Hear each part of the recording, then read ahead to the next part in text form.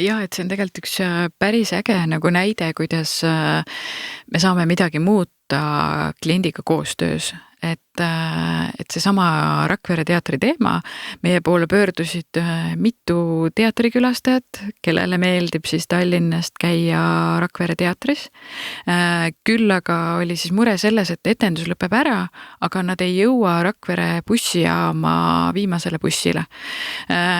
Ja noh, ühest küljest hästi lihtne lahendus, et teatri juures on ka siis teatripeatus, et selle probleemi lahendakski ära, kui see sama viimane buss ilma ühtegi aega muutmata peatuks lihtsalt ka seal peatuses.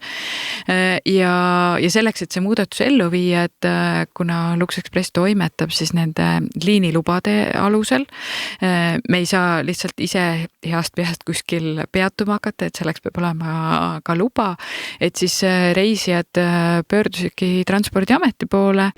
Mida kliendid tahavad?